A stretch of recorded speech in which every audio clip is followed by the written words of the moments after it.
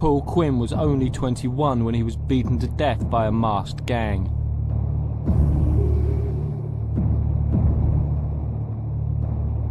I think he was expecting, someone to come up and hit him or something like that there, but I don't think he expected what he got like.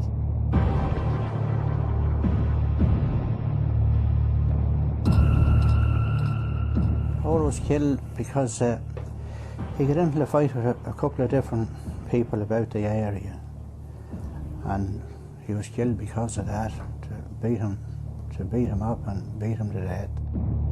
There is evidence that some of the individuals involved in the murder have connections to the IRA, in some cases family connections, and that's a matter of concern to us.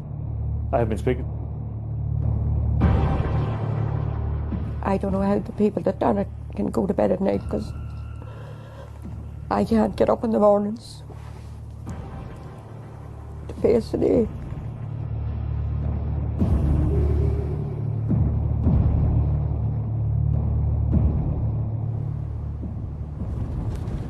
Just over 3 weeks ago, Paul Quinn from Cullyhanna in South Armagh was lured here, and he was beaten to death by masked men wielding iron bars. His family blame the IRA, and Sinn Fein strongly deny this. If his murder was sanctioned by the IRA, that has serious implications for the peace process. So on tonight's Spotlight, we ask, who killed Paul Quinn?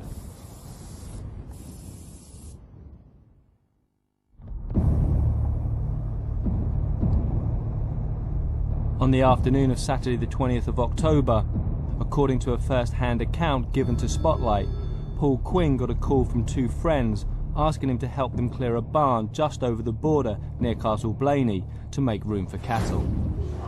Unknown to Paul, a gang had already taken his 2 friends hostage and forced one of them to call him, drawing Paul into a deadly trap. Paul Quinn decided to spread the work and enlisted the help of a friend.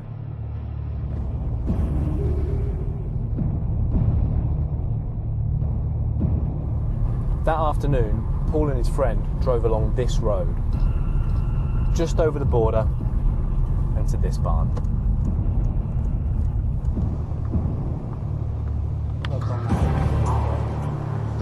The gang moved in quickly, surrounding Paul and his friend and beating them to the ground. After separating Paul Quinn from his friends, the men systematically and savagely beat him with iron bars. Paul Quinn's friends could hear his screams. Even after the screams stopped and Paul went quiet, the beating continued. As the men prepared to leave, the boys heard them spraying something on the ground. The victims' phones were smashed and they were warned not to move for half an hour. The gang then left in a van they had hidden in the barn. But one of the victims was able to use his phone to call Paul's girlfriend Emma, who lived nearby.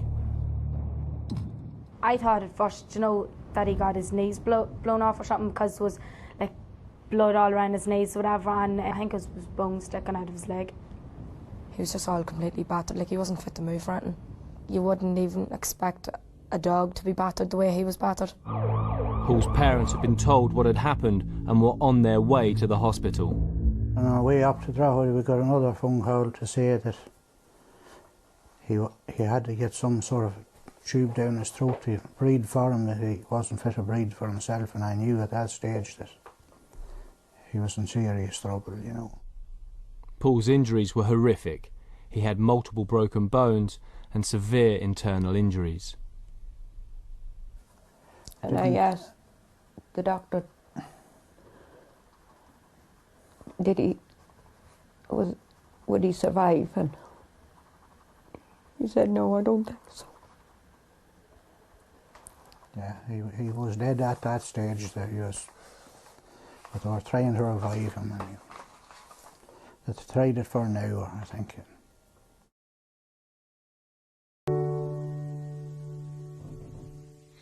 I was left to my own devices. Many days fell away with nothing to show, and the walls kept tumbling down in the city that we love. Grey clouds roll over the hills, bringing darkness from above. But if you close your eyes, does it almost feel like nothing changed at all? And if you close your eyes, does it almost feel like you've been here before? How am I gonna be an optimist about this? How am I gonna be an optimist about this? We were caught up and lost in all of our voices, in your pearls as the dust settles around us, and the walls kept tumbling down in the city that we love. Grey clouds roll over the hills, bringing darkness from above. But if you close your eyes, does it almost feel like nothing changed at all? And if you close your eyes, does it almost feel like you've been here before? How am I gonna be an optimist about this? How am I gonna be an optimist about this? Oh, where do we begin? The rubble of our sins. Oh, where do we begin? The rubble of our sins. And the walls came tumbling down in the city that we love. Grey clouds roll over the hills, bringing darkness from above. Close your eyes. Does it almost feel like nothing changed at all? And if you close your eyes, does it almost feel like you've been here before? How am I gonna be an optimist about this? How am I gonna be an optimist about this? If you close your eyes, does it almost feel like nothing changed at all?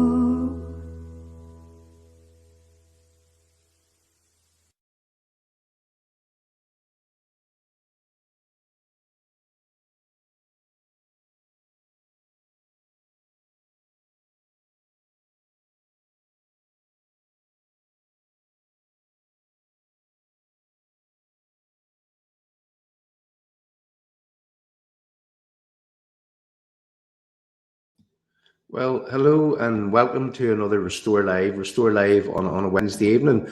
This week we're just going out live to Restore UK, and also that's on Facebook, and also to Restore UK on YouTube. And I would just like to ask the people, I mean, the numbers are quite good, and if you would like to tag people into the live chat, also if you could share right across the screens, if you don't mind. Now, you've got to excuse me this evening because I have a bit of a sore throat. I would get a sore throat from time to time, and as you can hear, it's probably to do with some of the cultural songs that I was singing at the weekend. But I've plenty of lemonade here and also some water, which will probably keep my throat oily, let's just say, as I speak. So why are we here this evening? Just bear with me.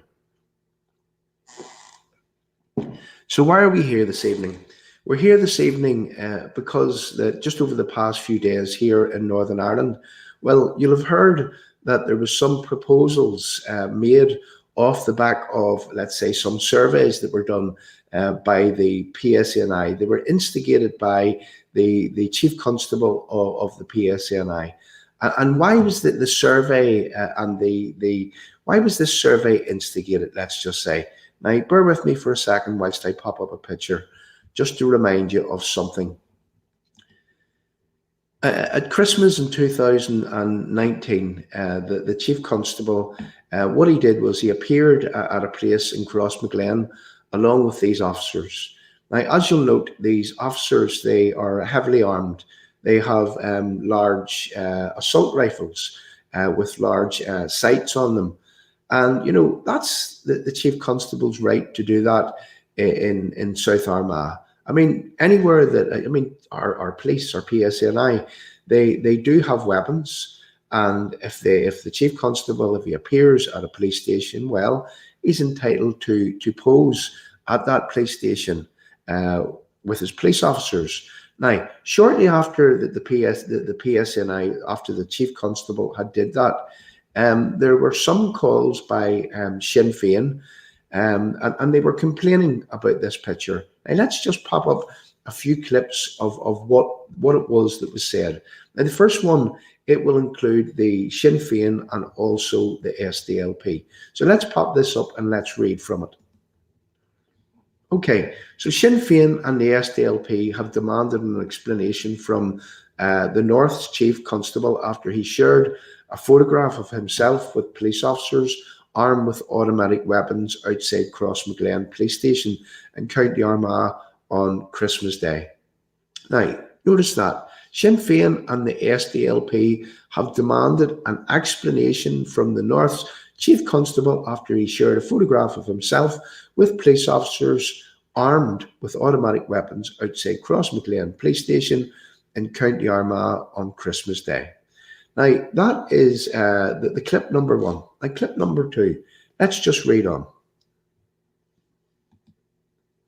Sinn Féin MLA Conor Murphy said the post was offensive to the local community and utterly unacceptable, and had only served to further undermine the public confidence in the PSNI within South Armagh. I'm going to read that again. Sinn Féin MLA Conor Murphy said the post was offensive to the local community and utterly unacceptable, and had only served to further undermine the public confidence in the PSNI within South Armagh. Now, note what just happened there.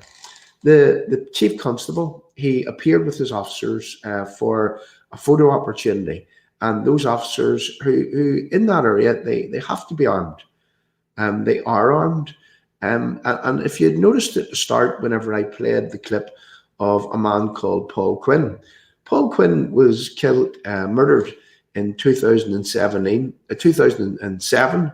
That was well after the IRA ceasefire, not far from Crossmaglen. And it was said that members of the IRA, contrary to their so-called ceasefire, well, what they did was they murdered this young man.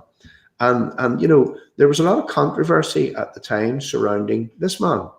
Sinn Féin MLA Conor Murphy said the post was offensive to the local community and utterly unacceptable, and had only served to further undermine the public confidence in the PSNI within South Armagh.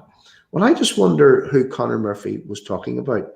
Was he talking about the local community per se, or was he talking about those that are in the IRA and those that caused the circumstances whereby, and let's pop this picture up again, that this heavily fortified police base in Crossmaglen had actually to be there. Now, apparently, whenever you walk through this steel door, there's a concrete tunnel, and at the end of the concrete tunnel, there's another bomb-proof wall, and that was in place in order to protect the RUC, the PSNI, from Republicans. You know, the Republicans that are meant to be on ceasefire. That's right. That's the IRA that are linked to the Sinn Féin conglomerate, which is in our government, of which Conor Murphy is actually a minister in that government. And here's Conor Murphy yet again. He's not missing an opportunity to make mileage out of the fact that the Chief Constable of the PSNI had posed with his officers, and where Conor Murphy had said that this was offensive and unacceptable. Unacceptable and offensive. Now, remember those words, because they have huge significance, and you'll notice this as we go on with what it is that we're here to do this evening. Now, it's good that we have plenty of video clips this evening to do what it is that we normally do here at Restore UK, because also the video clips, I mean, will save my throat and they'll allow me to actually patch up on what it is that's wrong with me. But anyway, let's just play a little clip, and let's understand what it is that has happened over the past, since that the Chief Constable had appeared in Crossmaglen with this picture, and Republicans actually complained about it. Now, remember who complained about it. Jointly, the SDLP and Sinn Fein IRA, and also Conor Murphy specifically. And then we'll talk some more about what it was that Conor Murphy had actually said about that guy, Paul Quinn, who was murdered by Republicans. And it was said that Paul Quinn was murdered in this area by Republicans because he had a fight with some Republicans. And they took it upon themselves to beat poor Paul Quinn to death, even though that they said that they were on ceasefire. You know, on Restore, we've showed time and time again how that the peace is a farce. The guns are still there. The peace is a farce. They're still willing to beat people to death. The Belfast Agreement, it was a disguise. It was built for appeasement, swindle and lies. The peace is a farce. The guns are still there, and London's afraid of another bomb scare. Now remember those words, because as we go, we will show in a conclusive way that what you're seeing before your very eyes is you're seeing an appeasement process in which our own Chief Constable, this man in the middle with his smile standing between his officers, this man is engaged in an appeasement process which is geared towards placating Republicans every single time that they complain about anything. And we will show this, and we will show this very clearly. So I would like to play the first video. And I would also like to ask the live chat to tag people into the live chat, to share this screen far and wide. If there's anyone that you think that should be listening here to Restore UK, tag them into the live chat to come along and to understand how that it is that British Unionists are being disregarded at every single turn by a so-called fair and impartial and free from partisan political control policing service that was meant to gain and maintain the respect of the entire community. So over to our first video clip, and well, we'll come back and we'll talk about this video clip whenever it's finished. Regrettable that it has been leaked today, because today, as I understand it, is the day the PSNI are briefing local officers and the local community, and it would have been much preferable for them to have heard it from the police senior management team first, rather than on social media and media. I think it's just deeply regrettable. Do you support the changes that are proposed? Let me tell you, I was in South Armagh, I was in Crossmaglen and Newton Hamilton on Friday with Doug Beattie, the leader of the Ulster Unionist Party, and Councillor David Taylor from Newry Moor and Down Council. We visited Crossmaglen, and I have to tell you, Stephen, it was a shocking experience to go to the police station in Crossmaglen. Now, let me just make a commentary there. So Mike Nesbitt from the Ulster Unionist Party was in Crossmaglen on Friday with Doug Beattie and also with Councillor David Taylor from Newry, Down and Mourne Council area. And yet, what has broke in terms of these suggestions, these 50 recommendations that come out of the back of a report? What has broke? Only broke yesterday morning. Yesterday morning being Tuesday morning, or it may have been late Monday evening. But yet Mike Nesbitt from the Ulster Unionist Party, as you'll read here, was in Crossmaglen prior to the report with Doug Beattie and Councillor David Taylor from Newry and Mourne and Down Council area. I suffice to say that this man, Councillor David Taylor from Newry, Mourne and Down Council area, well, you see, he participated in the formation, and he took part with all the contributors, which actually made up the report in question. So you see, the UUP actually knew about this report. They knew most things, if not everything, that was in it. And if they didn't, are they being used as useful idiots? Now, let's not suggest that the DUP didn't have a hand in this also.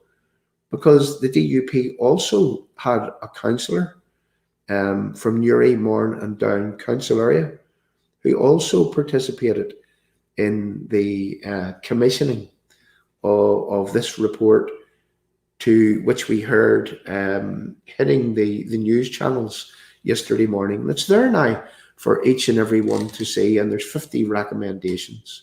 So let's get over these videos and let's try to understand what part our own politicians are playing in playing useful idiot and useful idiots to something that was orchestrated by Conor Murphy, Sinn Fein and the SDLP, when they complained, when the Chief Constable of the PSNI was standing on a photo opportunity at Crossmaglen police station on Christmas Day in 2019.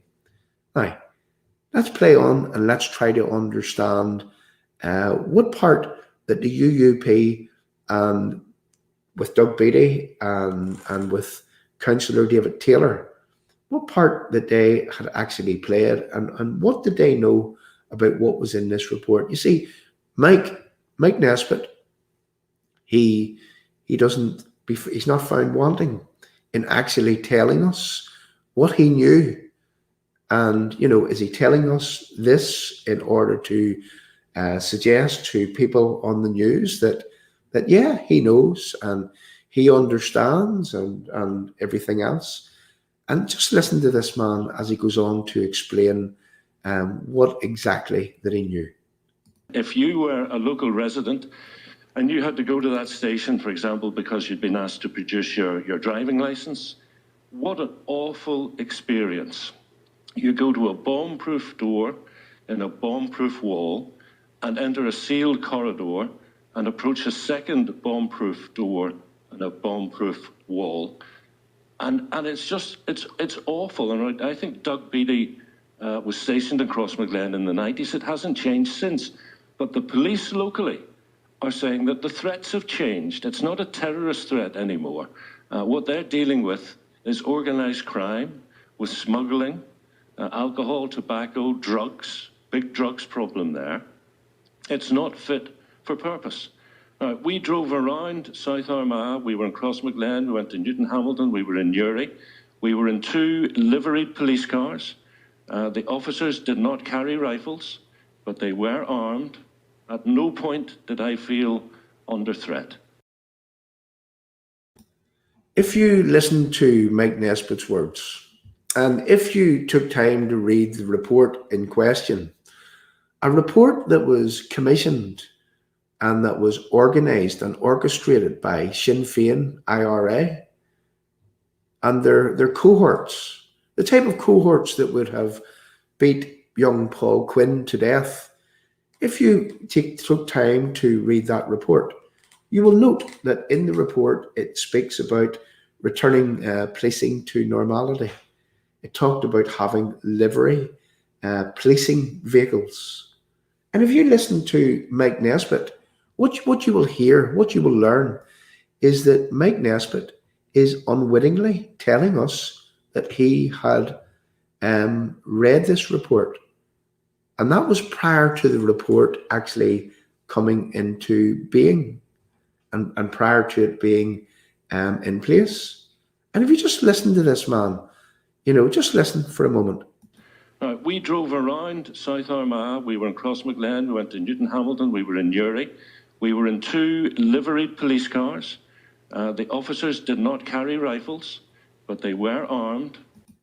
Okay, so something else that is in that report is that one of the recommendations is that they would do away with Crossmaglen police station. They would have livery, policing cars with the police logos, normal policing cars, high vis, and also they wouldn't have any rifles. And if you listen to Mike, just listen to what he said. Police cars. The officers did not carry rifles, but they were armed. At no point did I feel under threat. And you would almost think that Mike Nesbitt is a salesman for this this Republican-driven, now let me get this straight because I choose my words very carefully, for this Republican-driven attempt to amalgamate the PSNI along with the Garda Siochana, creating a policing service that would be on an all-Ireland basis. Now listen to Mike actually selling this, and let's understand what it was and what it is that Mike isn't happy with. Let's understand this as we go. And our assessment of the needs is that there should be a new build police station somewhere between Crossmaglen and Newton Hamilton, and that should be built first, and then the other two stations could be closed. But the new build should not be a retreat from the... Why should they be closed? Because they're not fit for purpose. And you don't need the two if you've got a new fit for purpose 21st century police station somewhere between the two, still close to the border, so there's no question of retreating from the border. And let me get on to the memorials, Stephen, because I made very clear on Friday, I and the Ulster Unionist Party will not accept taking those memorials and hiding them away down some back corridor where nobody is going to see them. So let's get on to the memorials. I said, Mike, and the Ulster Unionist Party will not support taking the memorials of those that were killed by IRA terrorists, those people who would join the RUC of that day, or the security services in the UDR or in the British Army. I would not be support the removal of the memorials to those people and placing them down some back entry or alleyway within a police station. Now, is this the only thing that Mike and the UUP actually won't support? Now, what you will note today, there has been a retraction of this piece of what was suggested by the Chief Constable. But just listen on to Mike, because believe me, there is a lot more within these 50 recommendations that no British unionist, no one who calls themselves a unionist, no one who wants to see the maintenance of the United Kingdom, there's a lot within this report that no one with unionism in their thought processes could ever agree to. Let's listen on to Mike Nesbitt. We must be proud of those sacrifices. And it reminded me, this recommendation reminds me of Eames Bradley. Do you remember the consultative group in the past? They published a report with many, many recommendations, but the entire focus was on the so-called recognition payment, the money they wanted to give to relatives of those who died in conflict-related incidents. And the whole thing fell on that recognition payment. And I would fear that some worthy recommendations for policing in South Armagh may fall because of this one recommendation with regard to memorials. If there should... Now, you heard what he said, that some worthy recommendations, there was 50 of them within this report. He said that some may fall, and he specifically said because of this one recommendation to remove memorials and put them in some back room within policing stations. Now let's just wind that back a bit, just so that we're clear that we're not getting this wrong, and so that we understand who it is that Mike Nesbitt is, who that it is that Doug Beattie is, who that it is that the Ulster Unionist Party are. In Crossmaglen, prior to report with Doug Beattie and Councillor David Taylor from Newry, Mourne and Down Council area, these people were in Crossmaglen on Friday, taking a tour, knowing what was in that report, and not once did they whistleblow. Not once did they spill the beans. Not once did they suggest that there was going to be, or there was suggested that there was going to be an amalgamation in Crossmaglen. And as we learn down the line here, an amalgamation, and the Chief Constable himself had said, well, we will take it as it comes, and you've got to start somewhere. Words to that effect, and you'll hear them for yourself. But just listen to who it is that the Ulster Unionist Party are. Incidents, and the whole thing fell on that recognition payment. And I would fear that some worthy recommendations for policing in South Armagh may fall because of this one recommendation with regard to memorials. If there should be the development of a new police museum for Northern Ireland, and the proposal was to move all memorials into this new building. I have to stop again there. You see, forgive me for picking this apart. And Mike, to me, he's acting like a salesman here. You see, he will not accept the memorials to be removed from the police stations and be placed down some back corridors. Like, let me say this. Do you think for one moment that the IRA, that the terrorists are going to remove their memorials? Or do you think that those memorials are going to stay? I listened to this useful idiot selling Republican needs and wants. Just listen to him. He says, now, if there was a museum that was created, well, we could move all memorials into the museum. Well, I have an idea for Mike Nesbitt and the Ulster Unionist Party. How about that we create a museum and that we do recognise everyone that fought and died and that stood against terrorism here in Northern Ireland, and we keep the memorials exactly where they are as a testament to what those people were prepared to do in order to serve and protect the entire population of Northern Ireland. How does that sound? Where they would be on proud public display, that is something that I think we should look at very positively. And I am not a security expert, Stephen, and I will listen to what the police have to say and what the National Crime Agency have to say. So he's not a security expert, but he will listen to what the police have to say. He will listen to what the National Crime Agency has to say, and then he will parrot it. I just wonder, is Mike an agent of influence? Who remembers the book that was written by Aaron Edwards? And we had Aaron Edwards on here explaining what an agent of influence is. Who remembers Mike just a few years ago asking people to vote for Mike and get the SDLP? People that are diametrically opposed to British unionism here in Northern Ireland. Then ask yourself another question. Didn't Mike and his party, didn't they rally for people to vote to remain in the EU, the European Union?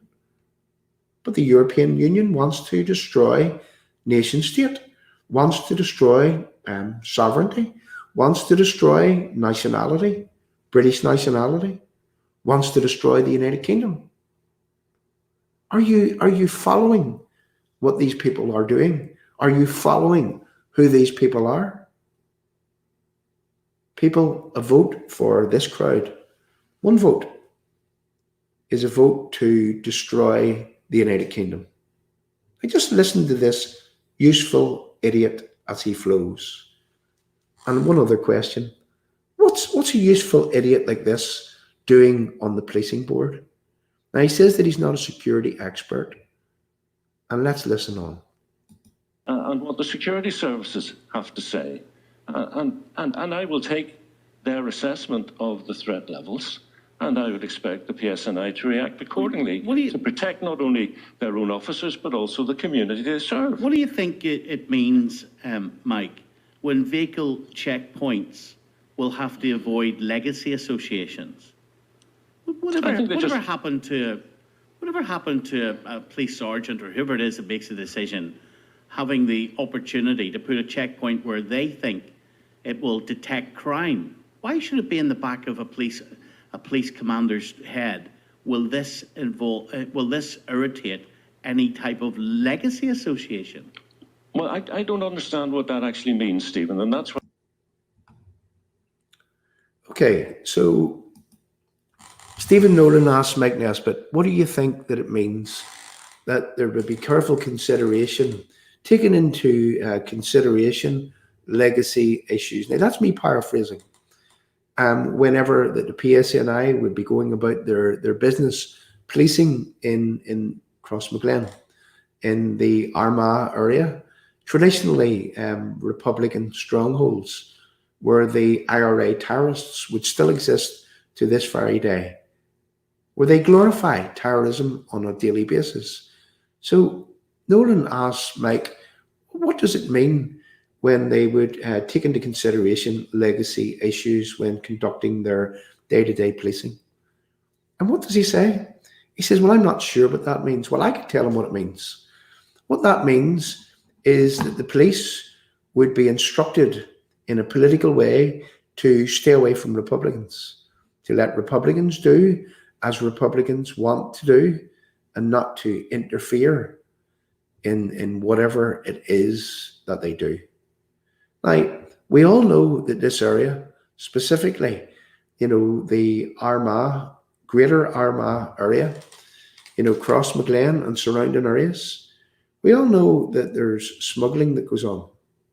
And there's a leading member of the Republican movement who has been fingered, and it has been pointed out that this man is heavily involved in smuggling. We all know that there's a lot of things goes on in those areas, like fuel laundering, and the same, I'm going to say criminal gang, the same Republican movement, it has been suggested that they're also involved in that type of behavior in that area. And yet this man, he refrains from suggesting that is unacceptable. That is unacceptable that the PSNI would be kept away from pursuing criminality from no matter whatever quarter that criminality would come from. It beggars belief whenever I sit and I listen to this man. I think it's regrettable we're having this discussion today when we can have the discussion, when I say we, members of the policing board. So I'm going to stop again. It's regrettable that we're having this discussion now, here, when we, members of the policing board, could be having this discussion behind closed doors, behind the public's back, not letting the public understand what it is that is being done behind their backs. And yet this useful idiot here and his party, well, they were in Crossmaglen on Friday, before this report actually broke, and before that we knew what was in the report.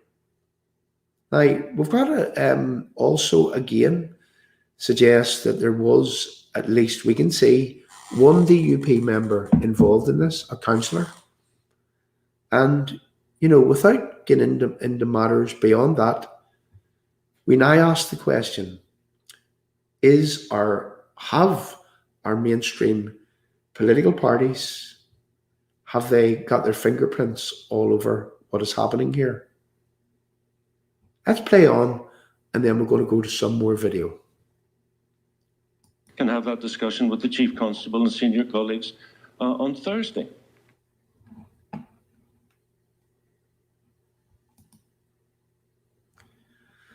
Okay, people, I think that by now you probably get the gist. You probably get the gist of what is happening.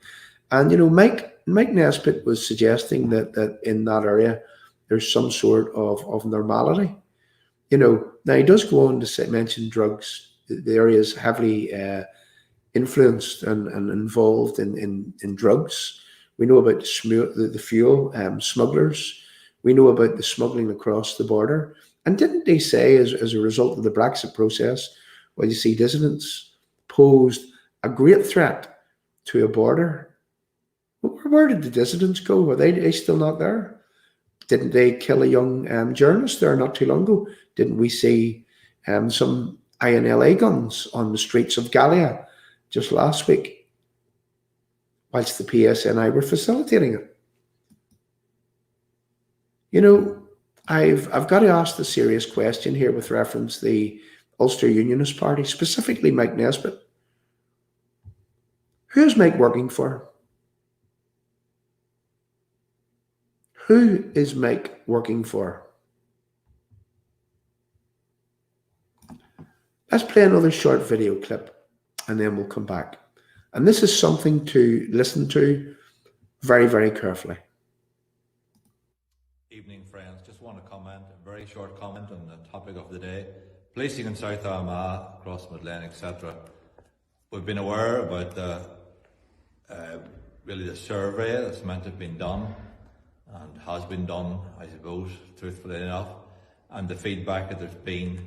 And just a couple of comments. I would say that there is senior police who have not been truthful to the Protestant Unionist community. I am aware of certain comments made by senior police regarding the policing situation in Crossmaglen, how it wasn't untenable and it was far too costly. All of that I agree with, absolutely. Crossmaglen police station is an element, and if the rest of us have been told that there's no threat anymore and we're all back to normal and provos are gone and all that, and that the dissidents are little more than a handful of criminals, well then I agree absolutely. Policing needs to change in Crossmaglen.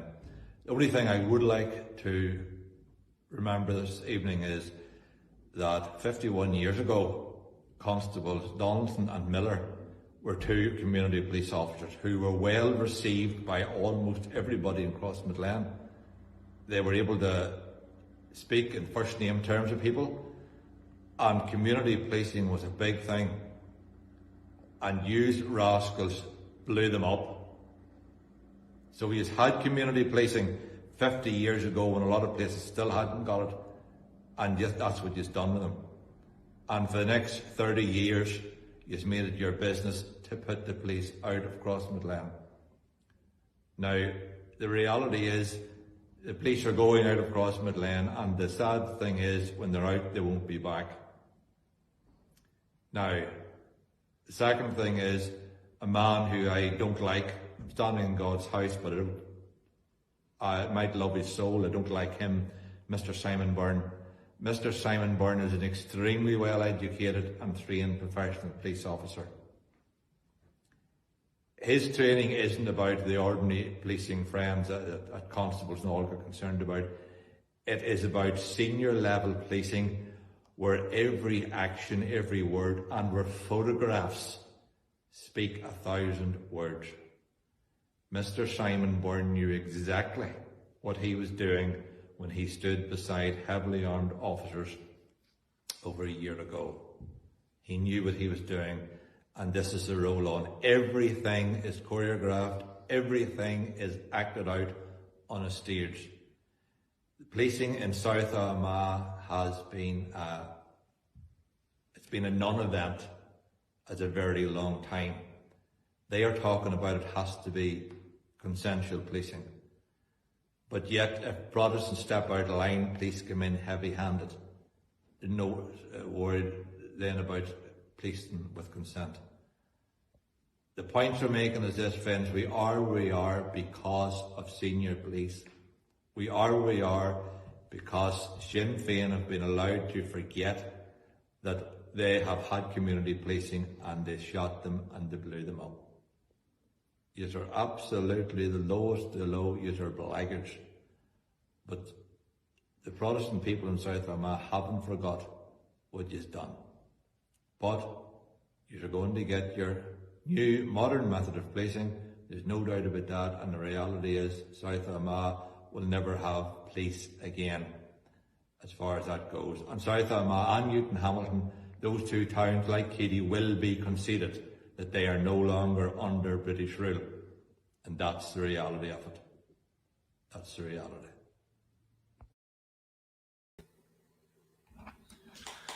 You know, listening to Barry Halliday there, a man who would have been arrested and charged for speaking his mind, and yet there are people that can bring guns out onto the streets of Gallia just last week, whilst a superintendent within the PSNI, someone who actually trains the PSNI, while she decided to step back and allow those guns to go back into the community for fear of upsetting the community.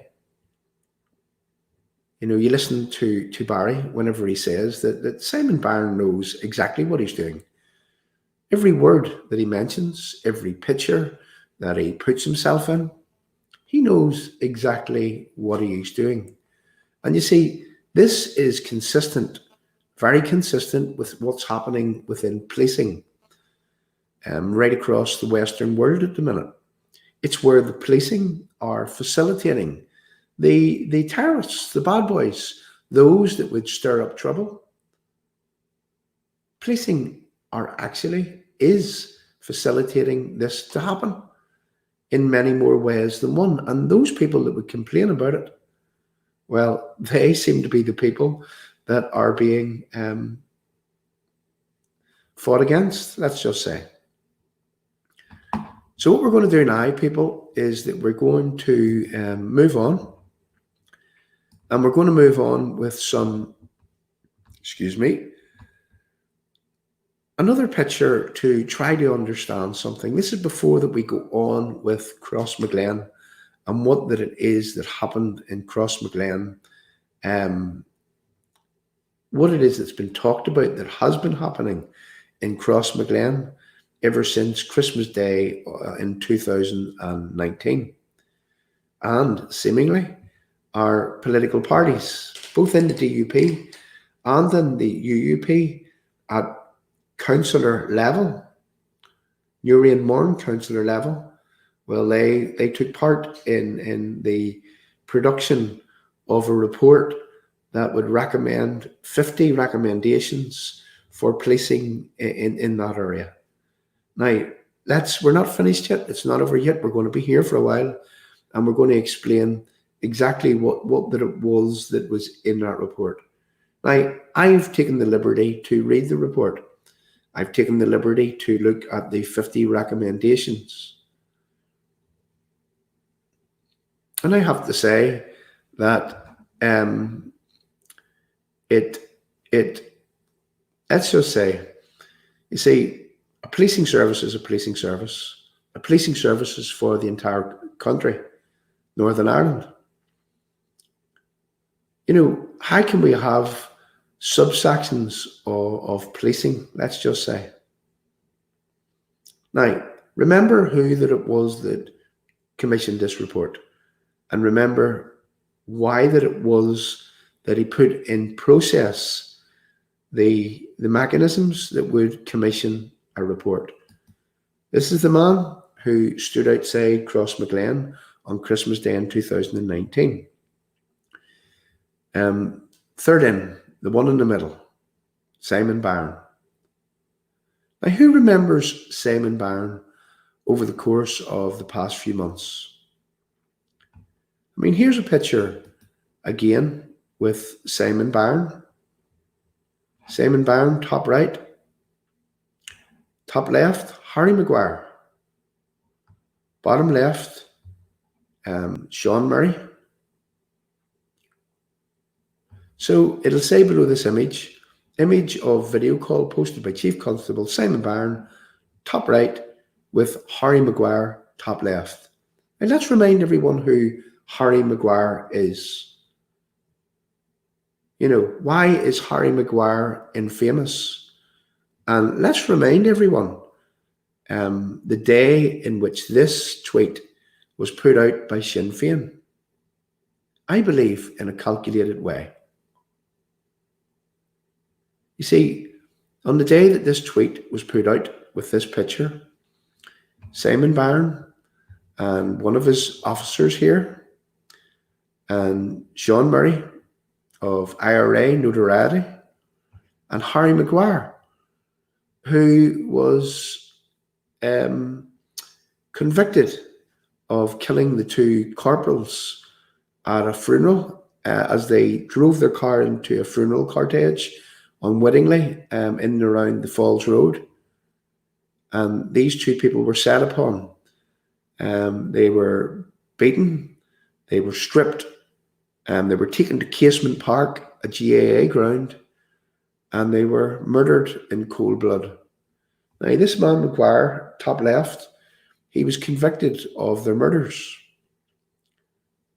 But this tweet went out on the same day of the murders of the two corporals. They tweeted it on the same day. And in fact, Simon Byrne, he had a meeting with these people, this convicted murderer, on the same day when his victims were being remembered. Now, was Simon Byrne being played? Was he being played like a well-tuned fiddle by Sinn Fein? Possibly. Possibly. If they had asked for a meeting. But you see, Simon Byrne was asked to apologise for this. And, well, I haven't heard Simon Byrne apologise for that. But yet, Simon Byrne has not only apologised for this, but he has commissioned a report with 50 recommendations in it, which in a lot of ways has placated the terrorists, the IRA terrorists.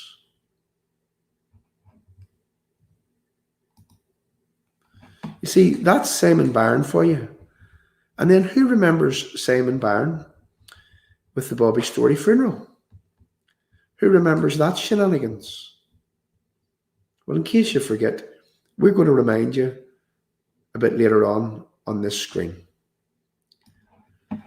So let's play on some more so that people can understand what it is that's going on behind closed doors.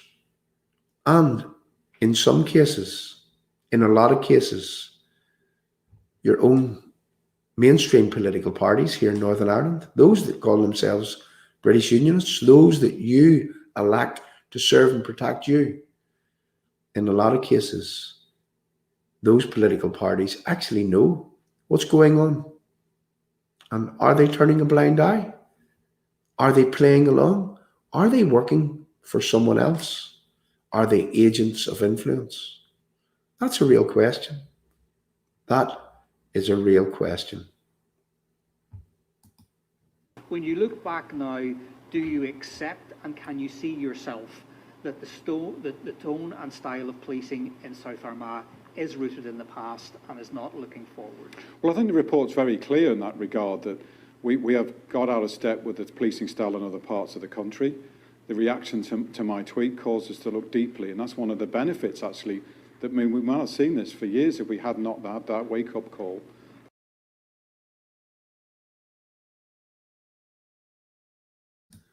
So the reaction to my tweet caused us to look deeply.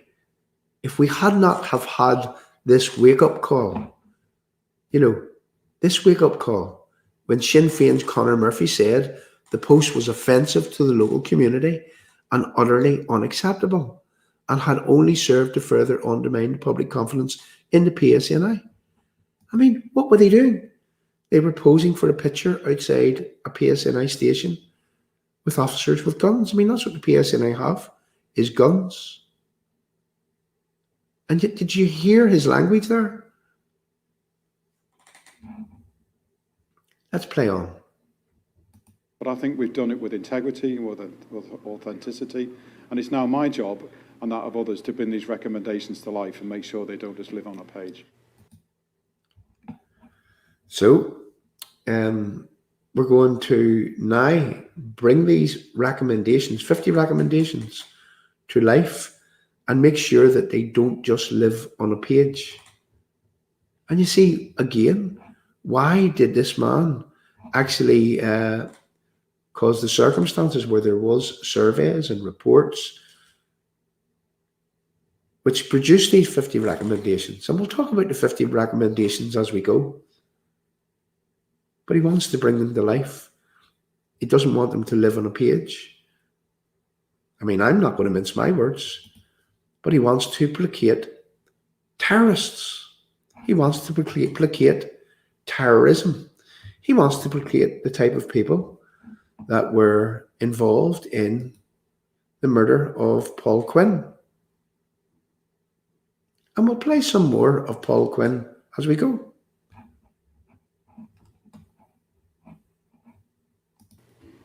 There are some other issues and some recommendations among the 50 which will jump out to some people. The issue of police memorials. I'm sure you appreciate that will be an emotional issue for those who serve and those who previously served, and yet you're suggesting removing those from visibility in police stations in South Armagh. Well, firstly, it's about recognising, absolutely, I do understand how sensitive and emotive it is, and also remembering the 30 officers that died down here in different times, so that it's not about disrespecting their past, their sacrifice, and the holes that's left in people's lives. I think it's also about setting the record straight, because we're trying to be quite candid here. There's been no holds barred in the report, but the actual issue of memorials won't be one we take forward immediately. We want to work carefully with people that are affected by any change, which is serving officers, the Federation, people that have worked with us previously, and their families and the associations that represent them, to see how best we address these issues. It may be linked to new ideas for a police museum. There may be other alternative mechanisms that we can embrace, but we want to respect the past and work with people carefully before we make any firm decisions. So you'll have heard Simon Byrne's language, the same as Mike Nesbitt's language, that we may actually think about a museum for putting the memories of those that were killed, those that stood between terrorism and a sense of normality, those that gave their lives. And yet this man wants to facilitate, and I'm going to choose these words very, very carefully, but Mr. Byrne here wants to facilitate IRA terrorists to rewrite history by removing the fact that there were people that were genuine, that put themselves in harm's way in order to serve and protect the community. And Mr. Byrne here, he wants to actually put these people's memories in a museum, whilst the IRA terrorists can have their shrines in all of these areas. And you believe me, those shrines won't be moved. Let's play on. Can you foresee a situation, though, Chief Constable, where people will ask, where does this leave memorials in other police stations outside South Armagh? Are you for relocating them as well? Well, I think it's one step at a time, because let's see where we go with these recommendations over the next 12 to 18 months. Let's see what lessons are learned, and let's see what voices can help inform our decision making, because it's not that I've got all the answers, and we do want to work with both serving and former officers and their families to get the balance right. We also understand that there is to be cross-border patrolling and what's being described as hot pursuit. So a policing agreement, as a minimum, the Garda, and this would work vice versa, would be able to pursue people between the different policing jurisdictions. Stephen, I'm old enough to remember hot pursuit being an issue in the 1980s in terms of our troubles and then RUC and their frustration that if they were in hot pursuit of terrorists, that the terrorists merely had to drive over the border to get sanctuary because the RUC were not allowed, indeed the army weren't allowed to cross the border, and any time they may have accidentally crossed the border, because we know how complex it can be and how you can find yourself accidentally having crossed over the jurisdiction, that this was a big issue. And, you know, what the police in South Armagh are worried about is smuggling, is organised crime, and organised criminals are very smart, and they know how to game the border to their advantage. So hot pursuit is something I think that would make a lot of operational sense. And all officers would have access to and monitor shared radio networks as a matter of standard practice, and it would be overseen by the Southern Management Centre. Not aware of that, and again would like to discuss it with the Chief Constable, but again surely there is some logic in terms of operational effectiveness. If you're trying to capture a cross-border criminal gang, an organised crime gang, that you have all the intelligence you possibly can, not least because of your duty of care to your officers, because those officers are putting themselves in harm's way if they're...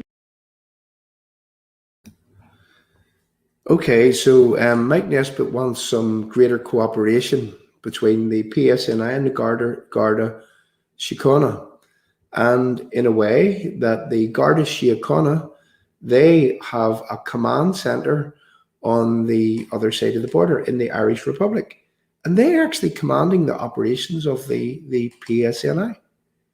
And if this happens in the Armagh area, the South Armagh area, well then, and I let you hear Simon Byrne actually said, is that he had suggested, well, you know, we need to take this one step at a time, is exactly what it was that Simon Byrne said. Who remembers greater cooperation in 1985 with the Anglo-Irish Agreement? Who remembers where that has led to for British Unionism here in Northern Ireland? Who remembers greater cooperation in 1998 when this useful idiots party, whenever they signed everyone up to an appeasement process? Who remembers where the Belfast Good Friday Agreement has led us and where that it ultimately leads? Who does Mike Nesbitt work for? Who is he working for when he's acting as a persuader for everything that is detrimental to British Unionism here in Northern Ireland? Trying to interrupt an organised criminal gang. But accountability is also important here, isn't it? And if the guards are having access to all of our communications, if the guards can pursue people across the border, are they accountable to the policing board?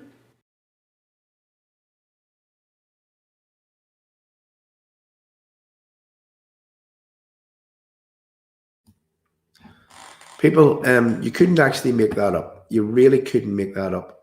You know, there's some more to play on with here, because we're not actually finished yet. What we want to do is that we want to really finish off by showing a small bit of history as to where that it is that this current Chief Constable is hell-bent on taking British Unionism, even when it's out of his remit, even when what it is that he is suggesting is in a way constitutional changing.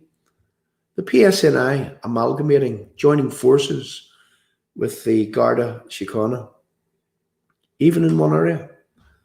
That is a constitutional matter. And yet the PSNI, the Chief Constable, well, if you go to the PSNI website right now, they have already appointed an officer to oversee the implementation of what it is that's suggested in 50 recommendations. You know, one question, what are our British Unionist politicians going to do about this? And I've seen it written today and by someone that Jeffrey Donaldson, he's made a lot of promises. You know, he's promised, and he now owes on all of those promises. But we haven't seen one delivery from Jeffrey Donaldson. We haven't seen one delivery from the DUP. We need to see delivery on this, because this is a bridge too far. This goes beyond, anything that I would have comprehended that it would have come as quick, with reference to the incremental introduction to British Unionism within this so-called New Ireland that we all know that we're going to as a result of the protocol that has been put in place. What about the protocol? The protocol is still in place. It's 9 months. We're in month 9 now, and the protocol is still in place. The protocol is bedding in further, and the only people that are benefiting out of this so-called peace process, this appeasement process, are Republicans. Let's play another little video, just to remind you of something. And then what we're going to do is we're going to take a short break, and then we're going to come back with some more. So let's play another short video clip to remind you of something that Mary Lou McDonald said with reference Simon Byrne, the PSNI, and under Simon Byrne's direction, what it is that the PSNI are actually facilitating. A huge amount of planning went into this funeral because we were aware that Bobby was a public figure. It was meticulously planned with the PSNI and with others. And on the day, the evidence of that planning was there for all to see.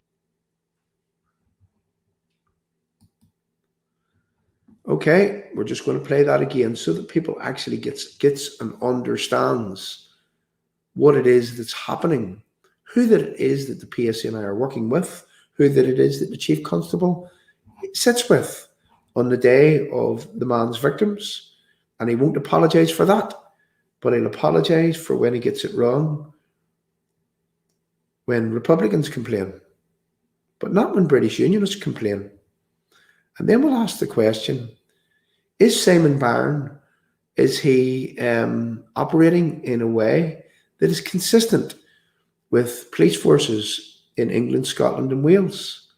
Whenever people in those parts of the United Kingdom are complaining that their police forces are placating and facilitating a woke agenda,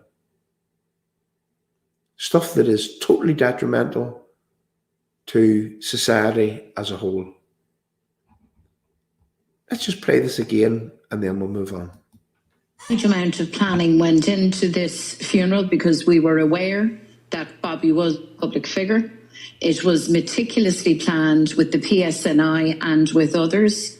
And on the day, the evidence of that planning was there for all to see. It was meticulously planned with the PSNI, the Bobby Story funeral, at a time when COVID regulations were in place. The PSNI facilitated and placated the terrorists to bury, as Mary Lou McDonald would have said in a previous video, to bury their leader, the leader of the IRA Army Council. There's no bounds. There's no boundaries to which this man, Simon Byrne, there's no boundaries to which the PSNI will stoop to placate Republicans. There's no depths to which they would want to forgive absolutely anything. In 2015, 2 murders, one in the markets, one in Short Strand. Guns coming out onto the streets in 2019, in 2020. The Belfast Agreement, it was a disguise. It was built for appeasement, swindle and lies. The peace is a farce. The IRA guns are still there. And London's afraid of another bomb scare. And we have chief constables facilitating the breaking of the law.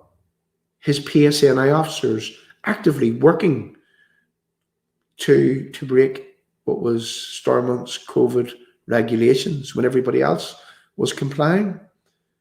Bobby Story was afforded a British state funeral by the PSNI. People, let's play a little song and then I could have a little drink to clear my throat and we'll come back and we'll talk some more. Don't go anywhere. The numbers have stayed really high this evening. And my thanks to the live chat for the chat that you're putting in.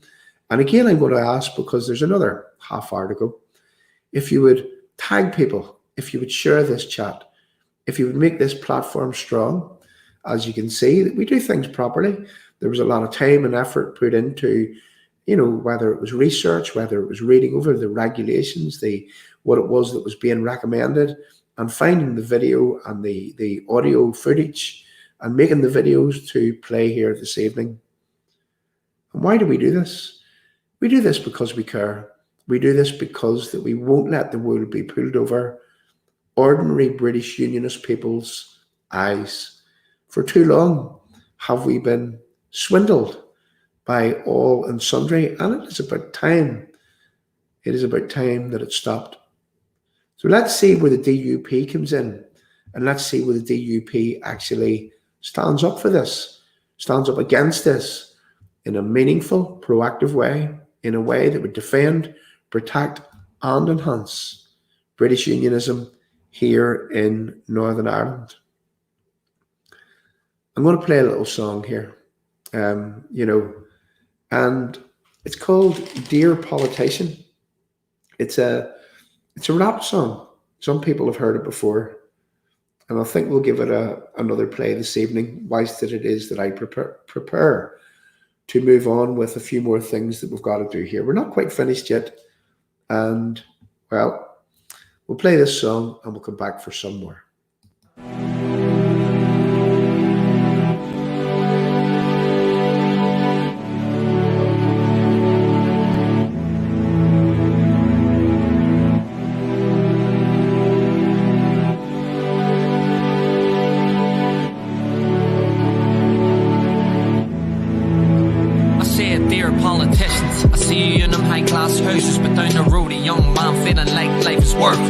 Where the help from you? Are you scratching the surface?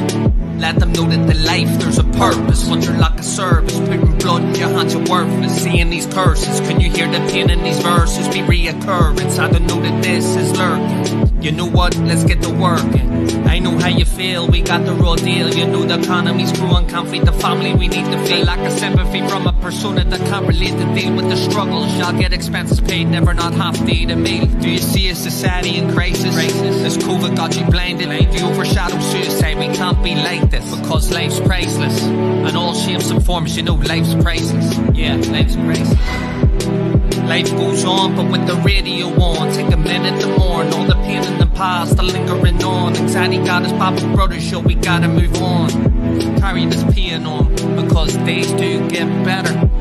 And life will only get better if you get a chance to pull it together. So let's pull it together. And I can't stop thinking, what if we could combine instead of hating division?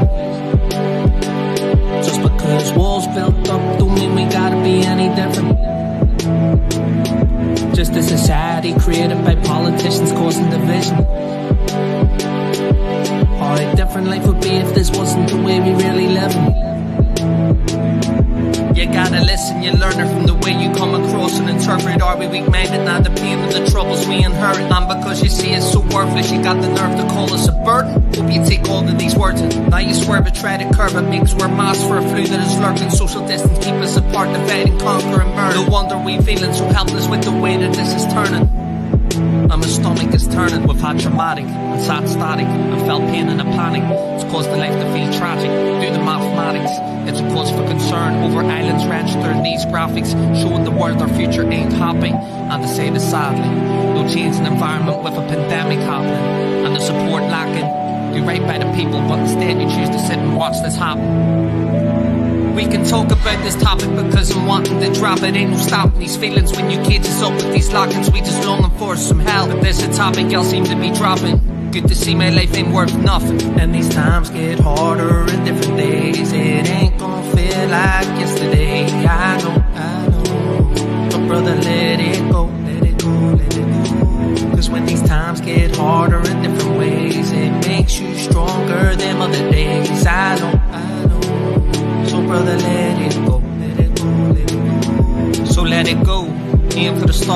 days in the bars. Don't let nobody break you apart. You know what? I told you this from the very start.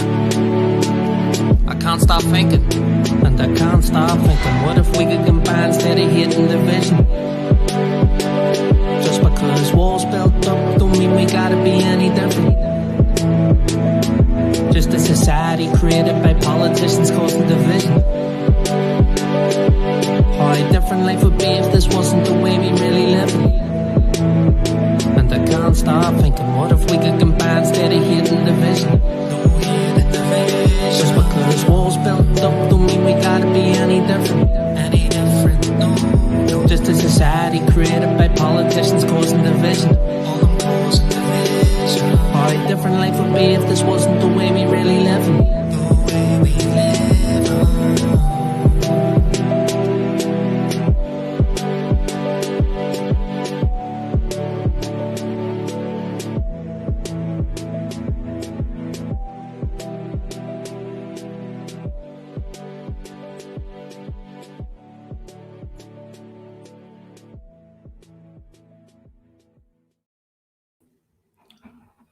Okay, so people, you know, see in a normal country, you know, it would be a good thing that if police forces, if they could actually work together, and I've no doubt that they do work together, and that happens right around the Western world, you know, in order to solve criminality. But you see, here in Northern Ireland, there are different circumstances. I mean, let's face it, there were people, there were murderers, there were people let out of jail for killing people. They were let out of jail because there was a so-called peace process, and there was a settlement. And in that settlement, so-called settlement, there was meant to be a thing called the principle of consent, and that is where that Northern Ireland is part of the United Kingdom and remains part of the United Kingdom until people in Northern Ireland, until they would decide through a referendum that they either wanted to join with the Irish Republic or that they wanted to remain part of the United Kingdom. And here we are in 2021, having been separated from the United Kingdom at the request of Europe and cheerleaded by Dublin, which has made Dublin our enemy, which has made not Dublin per se, because Dublin is a lovely place, but has made the Irish establishment our enemy. And yet here we are again, going to have insult added to our injury when we have more constitutional change forced upon us, and in a way that Mr. Byrne says that it would be, you know, we've got to take step by step, we've got to do things step by step. You know what happens that if it's Armagh and the South Armagh area today, and then it's, you know, Fermanagh tomorrow, and it's right up round the border, and it's in Donegal the next day, and before you know it, you see we are being consumed by the Irish Republic, totally illegally, and against, you know, this so-called internationally recognised agreement, the Belfast Agreement, the Good Friday Agreement, that was meant to work for British Unionists, but doesn't actually work for British Unionists. So why are we complaining? Well, we are complaining because that the Belfast Agreement, it was a disguise. It was built for appeasement, swindle, and lies, and it doesn't work for British Unionists. And isn't it high time that British Unionist politicians, that they didn't act in the way that the useful idiot Mike Nesbitt and the useful idiot Doug Beattie have been acting? You know, Doug Beattie, what he did was that he didn't make any comment, and he came out later on today to make a comment when the dust had settled, and he said, you know, that he wouldn't want Simon Byrne to, you know, to leave his job, but what he would want is that he would want things to be dealt with through the policing board. But we hear who's on the policing board. Mike Nesbitt is as good as a Republican, because he promotes things that Republicans bring forward, and he's never found wanting whenever he is being asked to go and play useful idiot to make it look as if there's some sort of cross-community support on certain issues. Mike Nesbitt is not a unionist. He's definitely not a unionist. Wants to be part of the European Union, the same as Doug Beattie. And I make no apologies for saying that. But the real question is, are our DUP, are those in the leadership of the DUP going to now step up to the plate? And are they going to sort this out for once and for all? Because, enough is enough. Enough is enough is enough. Let's play on with some more. I'm doing okay getting over this with my sore throat. I've got laryngitis as a thing. We'll get it regularly, but there we go. It's just hit me, and I think it's a lot to do with the singing of cultural songs at the weekend. Yeah, I was along with a lot of friends at the weekend, and we had a great time. But there you go. I took a sore throat whenever I come back on late Sunday. So there you go. And let me just put something up before that we go. Look, we've got another, I'm going to say, someone who was promoting the Restore name and the Restore logo just a few days ago. And I'm going to pop this up for people to see.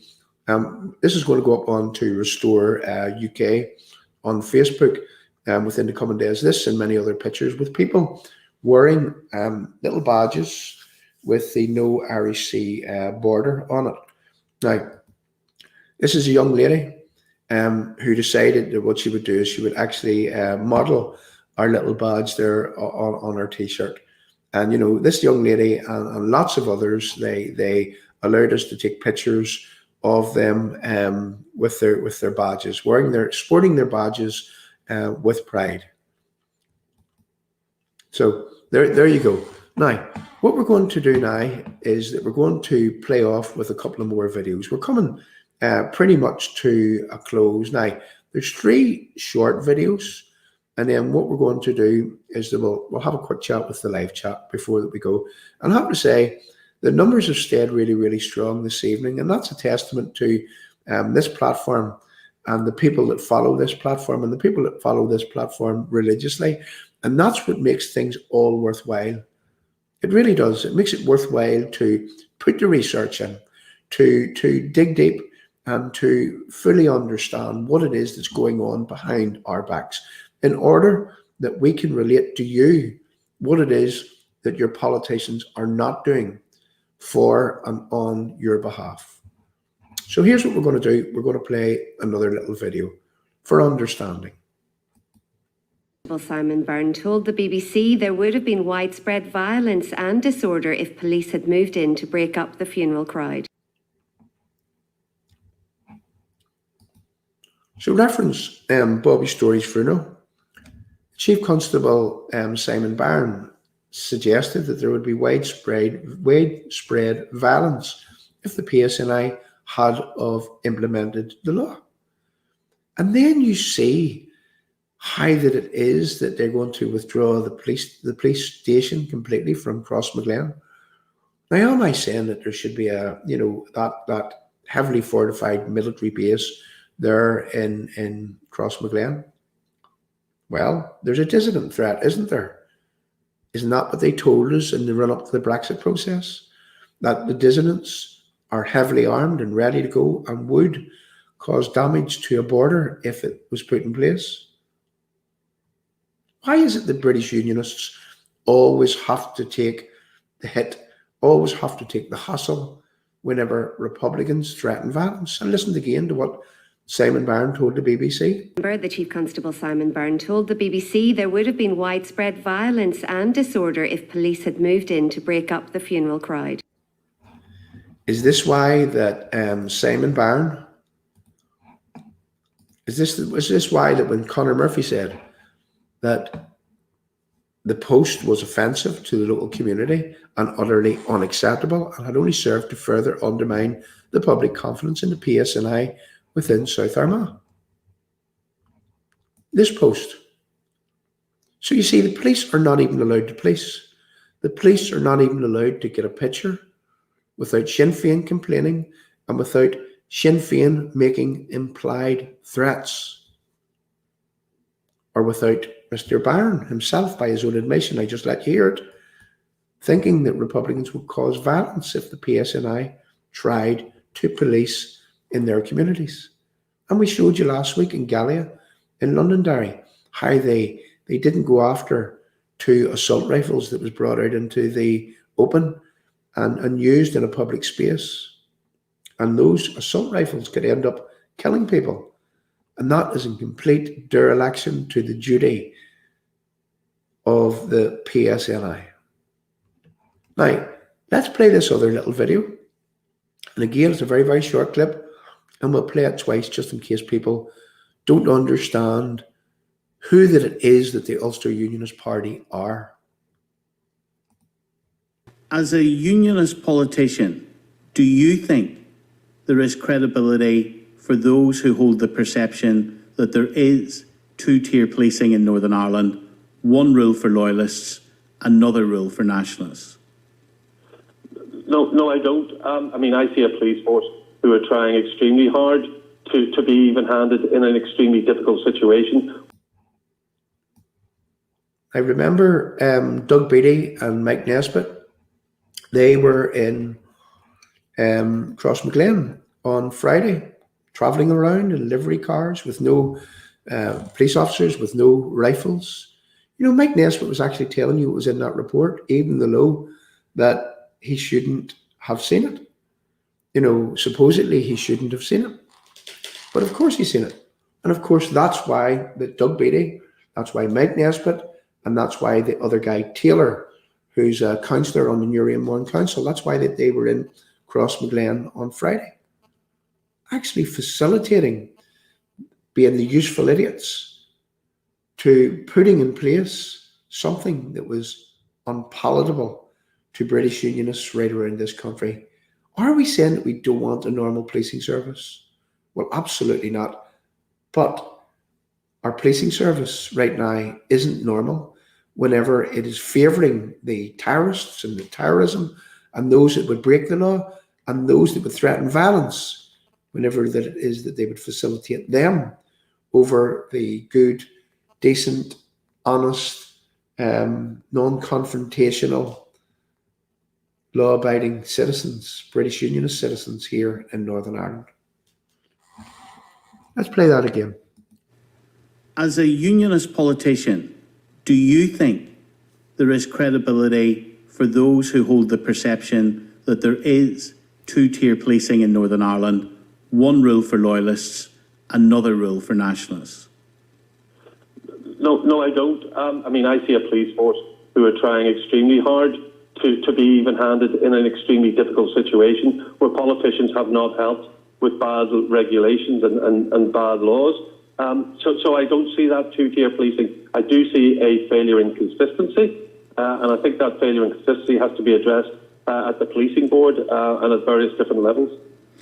So when people over recent times, if we look at recent times, Doug, when they think about the police activity around the celebration of the Rangers win on the Shankill Road and how people were approached by the police within days, compare that to 6 months for Sinn Fein.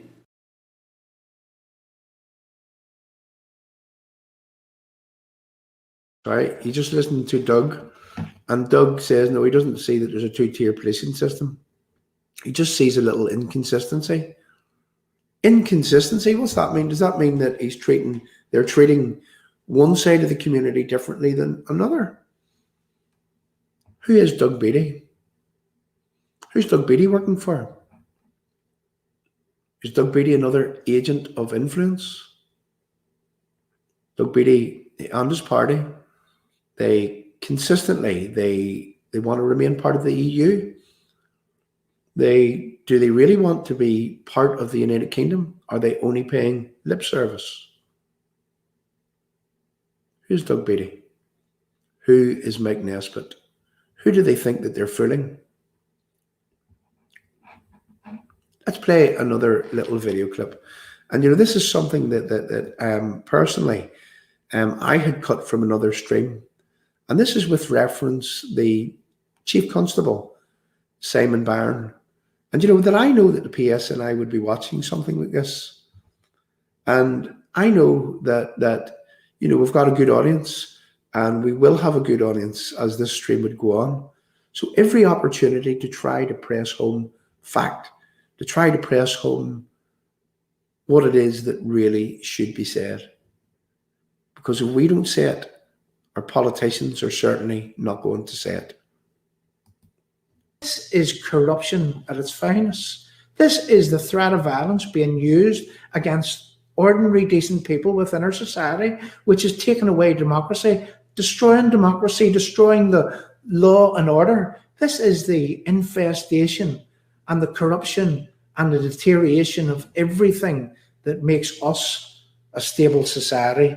And yet here we have our law enforcement, our PSNI, which are not only facilitating it, but are working towards producing a consistent message in order to bluff people within this cesspit of corruption. Is it enough that Arlene Foster asked for Simon Byrne to step down? No, it's not. It's not. We have to go back to basics, people. We have to go back and look at the reason why the PSNI were formed. We have to go back to the foundations, the cornerstone, the patent recommendations. And the patent recommendations stated quite clearly that the PSNI should be fair, should be impartial, should be free from partisan political control, and should be capable of gaining and maintaining the respect of the entire community.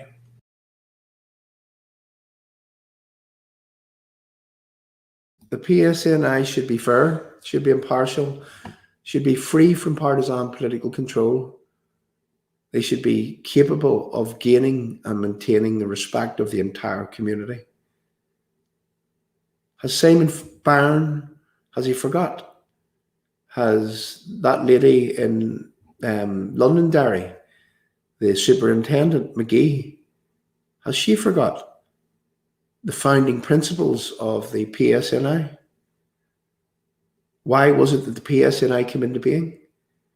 They came into being because the Republicans had said that the police force was politicised, that they were making their every move with political considerations that was driving them.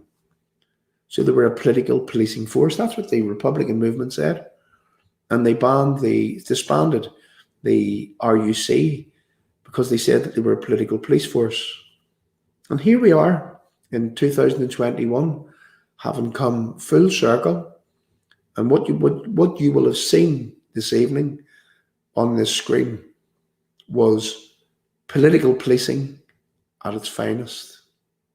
Policing in a way, and I quote from one of the chief constables of the past, a guy called Ronnie Flanagan, when he mentioned these words at Drumcree, that they would be policing against the lesser of two evils. In other words, who was most evil were Republicans, and they didn't want to upset Republicans. And those are words that was uttered from Ronnie Flanagan around the time of Drumcree. Political policing at its finest. People, what we've just shown, again, it reaches new depths. It really does. You know, and again, why are we in this position? We're in this position because our politicians have consistently failed to nip this in the bud, to stand up against us. You know, something happens, another thing happens, there's an avalanche of things that happen, and our political parties, well, they don't actually stand up against them. They pay lip service, and then it fades into the background, and then there's a new round of problems that are being brought by Republicans. And you've got to hand it to these Republicans, because it was those people that saw the opportunity, and they took the opportunity when Conor Murphy wrote that the Chief Constable, when he stood here, He was being offensive because he was standing with people with guns. And Conor Murphy wrote he was offensive and it was utterly unacceptable. And it was destroying and undermining public confidence within the Republican community. And the Chief Constable, he trips over himself to placate the fact that Republicans were getting annoyed. And here we have 50 recommendations. Some of those recommendations which are being recommended in a way that causes constitutional change, more constitutional change here in Northern Ireland, and in a way that if they are implemented, once it is gone, it'll be lost and gone forever, taking part of Northern Ireland's place within the United Kingdom with it. And why?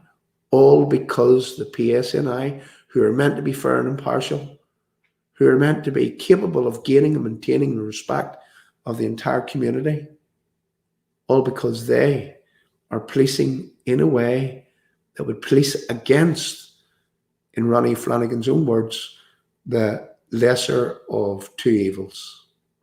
That's no way to build a society based on stability. That's no way to build a society based upon fairness. That is placating those that would shout loudest, those that could threaten the most violence.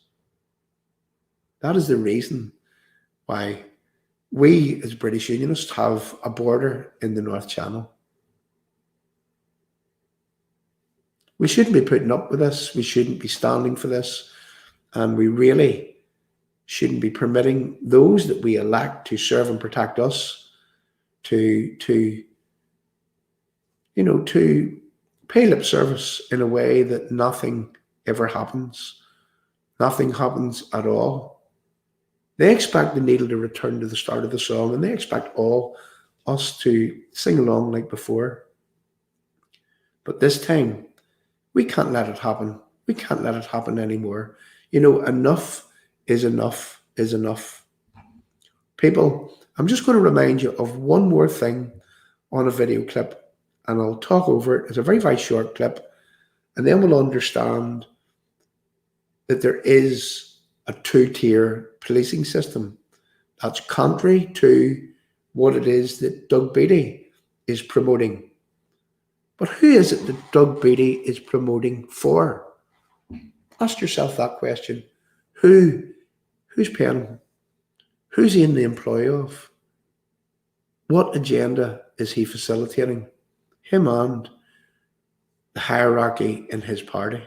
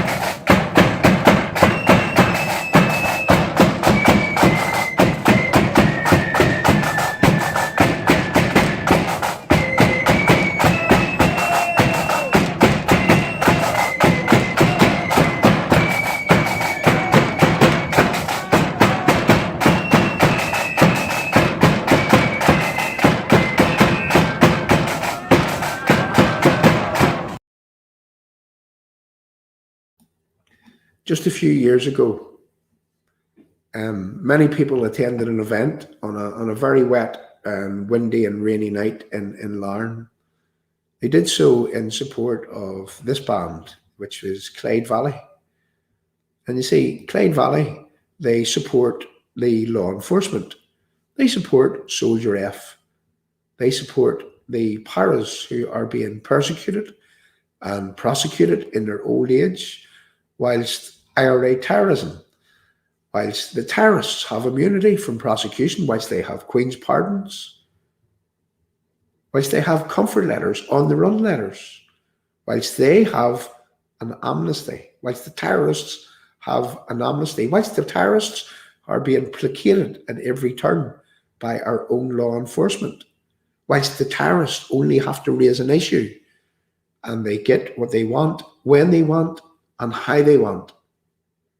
You see, many people stood in Larne on that night in support of these people who decided to show their support for Soldier F when they put a little motif, a little part of motif on the side of their shirt, and they walked in a parade in Londonderry just a few years ago. You see, when they did that, the PSNI, they pulled them out of the parade. They negotiated that they could walk through with the PSNI down each side of them. And then on their way home on the bus, they were all taken off the bus and harassed by the PSNI for daring to support the legal law enforcement, those that would give themselves to stand between terrorism and a sense of normality for the people of Northern Ireland.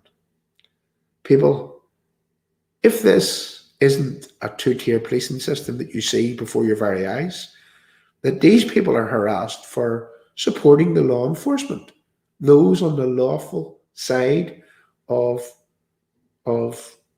terrorism against security forces, law enforcers against terrorists, and they support the law enforcers. And yet they are demonized, yet they are diminished, yet they are victimized and criminalized by the PSNI. Is this another case of, as in the words of Ronnie Flanagan, that PSNI, that policing, they're not fair, they're not impartial, they're not free from partisan political control, that this is a totally politicized policing force, and it polices on the basis of political decisions that is made by suits in Westminster that are hell-bent on placating IRA terrorism. I leave that one for others to answer for themselves. So playing this out, people, thanks very much for staying with us.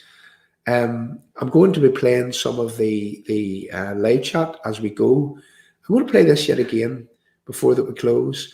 I'm going to be playing us out with a couple of songs, and I'll see each and every one of you with, excuse me, with my throat mended on Monday. And I done well to get through this under the circumstances. I sound worse than I am, but you know, I'm on the mend. So here I go. I'm going to play us out with two songs. And once again, thank you very much for coming along and supporting Restore UK. Please leave your thoughts in the live chat and tell us if this stream this evening was informative, if there's anything that we could be doing differently, if there's anything that we should be talking about, if there's anyone that we should be holding to account. People, once again, thank you very much for supporting us, for without you, we wouldn't be the channel that we actually are.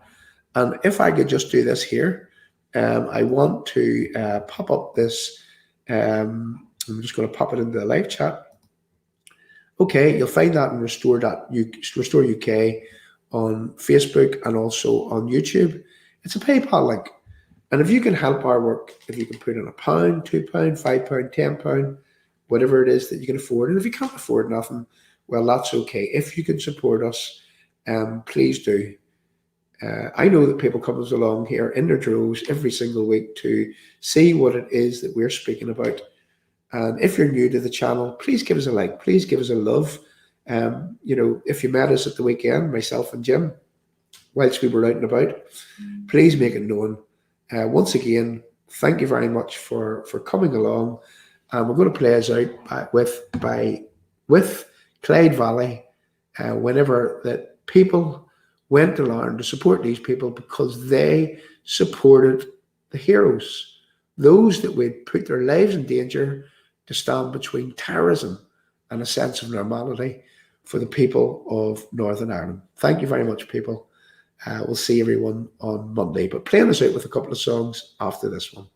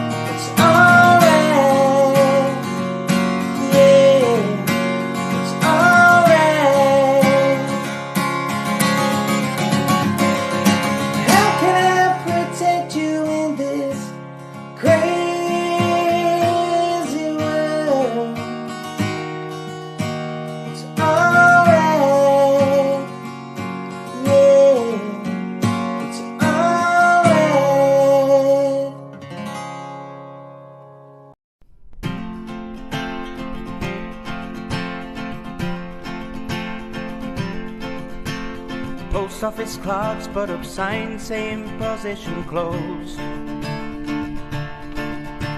The secretaries turn off typewriters and put on their coats. And janitors padlock the gates for security guards to patrol. And bachelors phone up their friends for a drink while the married ones turn on a chat show. And they'll all be lonely tonight and lonely tomorrow. Gentlemen, time please, you know we can't serve anymore. Now the traffic lights change to stop when there's nothing to go. And by 5 o'clock everything's dead, and every third car is a cab. And ignorant people sleep in their beds like the dope white mice in the college lab. And nothing ever happens, nothing happens at all.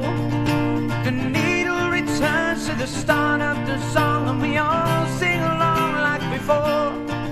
And we'll all be lonely tonight and lonely tomorrow. Telephone exchanges click while there's nobody there. The Martians could land in the car park and no one would care. And closed-circuit cameras in department stores shoot the same movie every day. And the stars of these films neither die nor get killed, just survive constant action replay.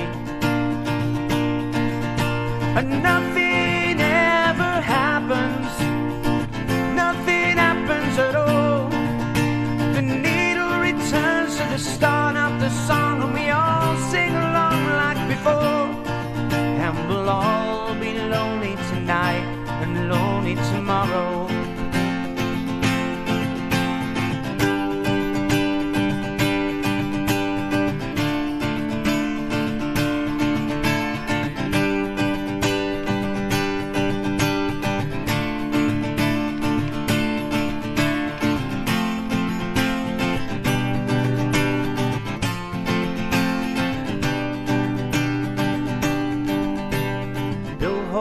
Advertise products that nobody needs, while angry from Manchester writes to complain about all the repeats on TV. And computer terminals report some gains on the values of copper and tin, while American businessmen snap up Van Goghs for the price of a hospital wing. And nothing ever happens, nothing happens at all. The needle returns to the start of the song, and we all sing along like before. And nothing ever happens, nothing happens at all. They'll burn down the synagogues at 6 o'clock, and we all go along like before. And we'll all be lonely tonight and lonely tomorrow. And we'll all be lonely tonight and lonely tomorrow. And we'll all be lonely tonight and lonely tomorrow.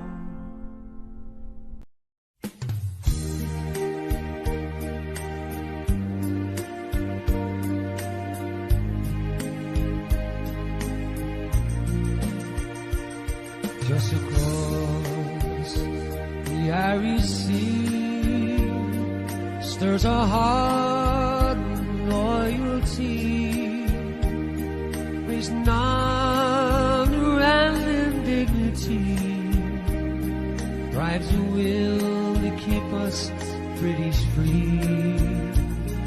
Not alone are we on this journey, we're in a land just across the sea. There's a hand that reaches out of friendship that's lasted centuries. his hands across the water, reaching out for you and me, for Queen Ulster and for Scotland, help to keep our loyal people free. Let the cry be no surrender, let no one doubt our loyalty. Reaching out to the brave red hand of Ulster is the hand across the sea.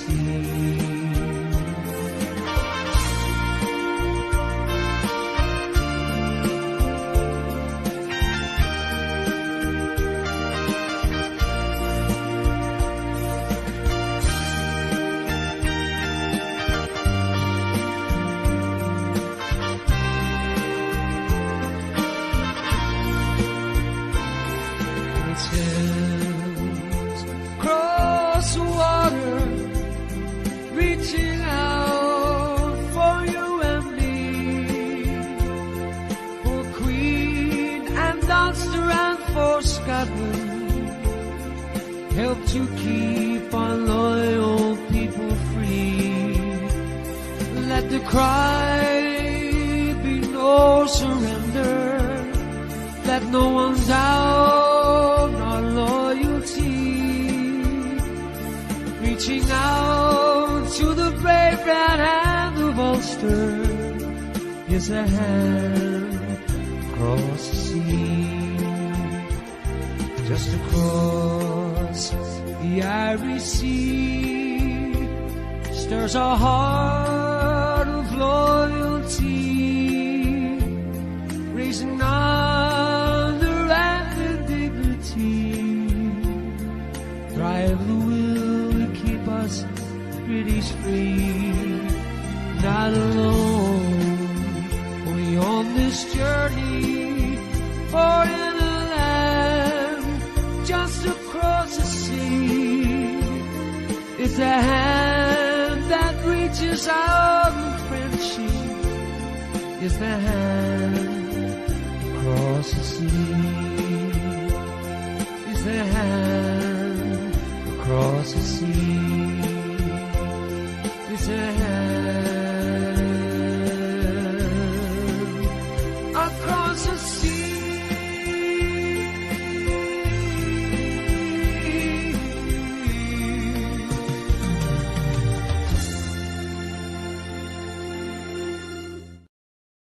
We didn't join Europe to be swallowed up in some bureaucratic conglomerate where it's Euro this and Euro that and forget about being British. We're British and we're proud of it. Proud of our traditions, proud of our national character.